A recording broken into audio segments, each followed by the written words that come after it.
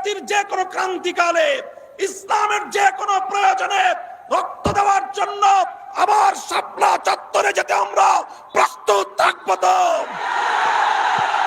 স্বাধীনতা রক্ষার জন্য যুদ্ধে যেতে আমরা প্রস্তুত থাকবো। তো যে কোনো অপশক্তিকে বুকের রক্ত দিয়ে রুখে দেওয়ার জন্য প্রস্তুত থাকবে। তো আয়োজিত আজকের এই গণসমাবেশে উপস্থিত সংগ্রামী সভাপতি, উপস্থিত হেফাজতে ইসলাম বাংলাদেশের কেন্দ্রীয় নেতৃবৃন্দ, সমবেত দেশবাসী, তৌহিদি জনতা, আমি আমার বক্তব্যের শুরুতেই শ্রদ্ধা ভরে স্মরণ করছি 2009 সালের পিলখানা ট্রাজেডিতে নিহত সকল সামরিক কর্মকর্তা ও অন্যান্যদের। স্মরণ করছি 2013 সালে শাপলা চত্বরে গভীর রজনীতে জালিমের বুলেটের আঘাতে ঝাঁঝরা হওয়া আমার শহীদ ভাইদের। স্মরণ করছি 2014 সালের নির্বাচনের পূর্বে জালিমের নির্যাতনে নিহত সকল বিরোধী মতের শহীদদের। স্মরণ করছি 2021 সালের মোদি বিরোধী আন্দোলনে জালিম শাহীর নির্যাতনে নিহত আমার হেফাজতে ইসলামের কর্মী ভাইদের। স্মরণ করছি 2024 সালের কোটা বিরোধী ও বৈষম্য কোটা সংস্কার ও বৈষম্য বিরোধী ছাত্র গণ আন্দোলনের শাহাদাতপ্রাপ্ত 5 শতাধিক আমার সেই তরুণ ছাত্র জনতা সহ সকল শহীদদের। তাদের সকলকে শ্রদ্ধা ভরে স্মরণ করি এবং এই সকল হত্যাকাণ্ডের বিচার দাবি করি। সেই সঙ্গে এই সকল শহীদদের পরিবার পরিজন এবং যারা আহত হয়ে হাসপাতাল এবং বিছানায় কাতরাচ্ছে, তাদের পাশে দাঁড়াবার জন্য দেশবাসীকে আহ্বান জানাই। সেই সঙ্গে আমি এই সকল হত্যাকাণ্ডের সঙ্গে জড়িত বিগত ফ্যাসিবাদী জালিম সরকার এবং এই হত্যাকাণ্ডের সঙ্গে সরাসরি জড়িত প্রশাসনের সকল ব্যক্তিদের, দায়ীদের বিচার করে তাদেরকে যথোপযুক্ত শাস্তির ব্যবস্থা নিশ্চিত করার। সাথী ও বন্ধুগণ, আজ এই হেফাজতে ইসলামের মঞ্চ থেকে অন্তর্বর্তীকালীন সরকারকে আমি স্বাগত জানাই, তাদেরকে আহ্বান জানাই, বলতে চাই দেশ ও জনগণের পক্ষে আপনারা যে কাজ করবেন তার প্রতি আমাদের অকুণ্ঠ সমর্থন থাকবে। আমরা আশা করব দেশ, জাতি ও ইসলাম বিরোধী কোনো কাজে আপনারা পদক্ষেপ নেবেন না, আপনাদের দ্বারা সেই ধরনের কোনো কাজ হবে না।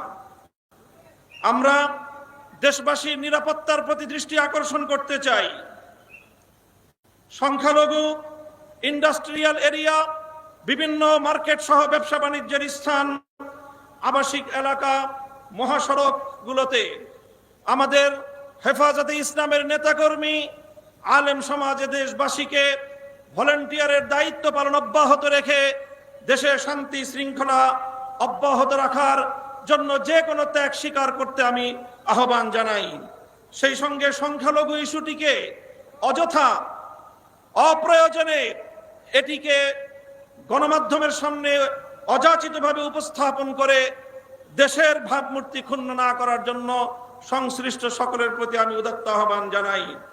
সেই সঙ্গে আমি আজ এই মঞ্চ থেকে স্মরণ করছি বাংলাদেশের লক্ষ কোটি প্রবাসী রেমিটেন্স যোদ্ধাদেরকে, যারা বাংলাদেশের অর্থনীতির মেরুদণ্ডকে সোজা রেখেছে, যাদের রেমিটেন্স যুদ্ধে ফ্যাসিবাদী সরকারের অর্থনীতির ভিত ধসে পড়েছিল।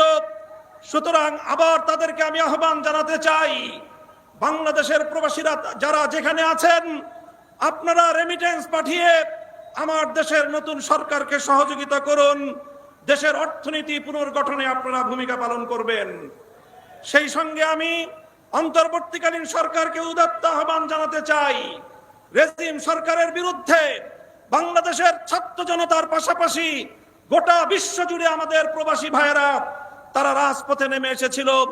আন্দোলন সংগ্রাম করতে গিয়ে স্থানীয় রাষ্ট্রের আইন শৃঙ্খলা পরিপন্থী কাজ হয়ে যাওয়ায় তারা অনেকেই বন্দী জীবন যাপন করছে। কূটনৈতিক যোগাযোগের মাধ্যমে অতি দ্রুত তাদের সকলের পাশে দাঁড়িয়ে আমার সেই সকল প্রবাসী ভাইদেরকে মুক্ত করার ব্যবস্থা গ্রহণ করবেন। বৈষম্য বিরোধী আন্দোলনের প্রধান বৈশিষ্ট্য ছিল অভূতপূর্ব ঐক্য। এখানে স্কুল, কলেজ, ভার্সিটি থেকে আমার মাদ্রাসার ছাত্ররা পর্যন্ত যেভাবে টেকনাফ থেকে তেতুলিয়ায় হাতে হাত রেখে এক অভূতপূর্ব ঐক্যের মেলবন্ধন তৈরি করেছিল, পরাজিত শক্তি ঢুকে পড়ে আজকে মাদ্রাসা এবং জেনারেল শিক্ষার্থীদের মধ্যে ফাটল সৃষ্টি করবার অপচেষ্টা চালাচ্ছে। হেফাজতে ইসলামের পক্ষ থেকে সকল ছাত্র জনতার প্রতি আমি উদাত্ত আহ্বান জানাতে চাই, কোন ষড়যন্ত্রের মধ্যে আমরা পা দেব না, কোন ষড়যন্ত্র কানে তুলব না। আমাদের এই ঐক্যকে অটুট রাখতে হবে। আমাদের মঞ্জিল এখনো বহুদূর। আমাদের এই অর্জিত বিজয়কে মঞ্জিলে মাকসাদে পৌঁছাতে হলে আমাদেরকে আরো বহু পথ চলতে হবে।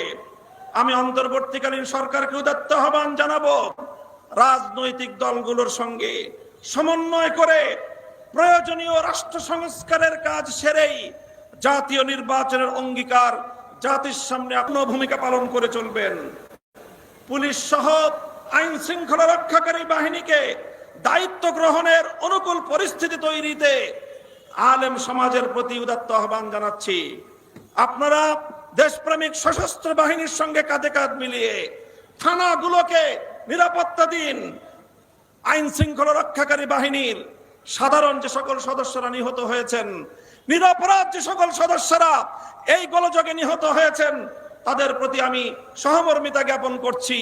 সেই সঙ্গে যেই সকল দুষ্কৃতিকারী অফিসারদের নির্দেশে এই সরল প্রাণ সাধারণ পুলিশ সদস্যদের জীবন গিয়েছে, এর জন্য তাদের উপযুক্ত বিচার বিভাগীয় তদন্তের মাধ্যমে শাস্তি নিশ্চিত করার উদাত্ত আহ্বান জানাচ্ছি। আমি হেফাজত, আলেম সমাজ ও বিরোধী মতের লোকদের বিরুদ্ধে দায়েরকৃত সকল মিথ্যা মামলা অনতিবিলম্বে প্রত্যাহার করার আমি জোর দাবি জানাচ্ছি। ছাত্র জনতার ফ্যাসিবাদ বিরোধী অভ্যুত্থানের উদ্দেশ্য বানচালের চেষ্টা চলছে, আজও চেষ্টা হয়েছে। আমার ছাত্র জনতাকে আমি ধন্যবাদ জানাই, যারা বিগত সরকারের সবচেয়ে বড় অত্যাচার এবং বৈষম্যের হাতিয়ার বিচার বিভাগকে কলঙ্কিত করবার সেই প্রয়াসকে তারা নস্যাৎ করে দিয়েছে। এই সঙ্গে বলতে চাই, যদি এই গণ অভ্যুত্থানের উদ্দেশ্যকে ব্যর্থ করবার জন্য পাল্টা কোন প্রতিবিপ্লবের চেষ্টা চালানো হয়, ছাত্র জনতার সঙ্গে কাঁধে কাঁধ মিলিয়ে হেফাজতে ইসলামের সকল নেতা কর্মীরা রাজপথে প্রহরা বসাতে হবে। যেভাবে ট্রাফিকিং ব্যবস্থার মাধ্যমে গোটা দেশে আমাদের ছাত্র জনতা নির্বিশেষে জনগণের যেইভাবে সেবা করে যাচ্ছে, স্বাগত জানাই। অনতিবিলম্বে ট্রাফিক পুলিশদেরকে দায়িত্বে নিয়োজিত করবার জন্য সরকার এবং প্রশাসনকে যথোপযুক্ত দায়িত্ব ভূমিকা পালন করার উদাত্ত আহ্বান জানাই। সংগ্রামী সাথী ও বন্ধুগণ, হেফাজতে ইসলাম ছিল, হেফাজতে ইসলাম আছে। আগামী দিনের জাতির যে কোনো ক্রান্তিকালে ইসলামের যে কোনো প্রয়োজনে রক্ত দেওয়ার জন্য আবার শাপলা চত্বরে যেতে আমরা প্রস্তুত থাকবো। তো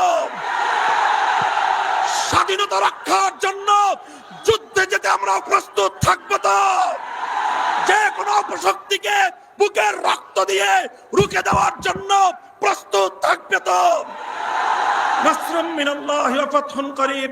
আসসালামু আলাইকুম ওয়া রাহমাতুল্লাহ।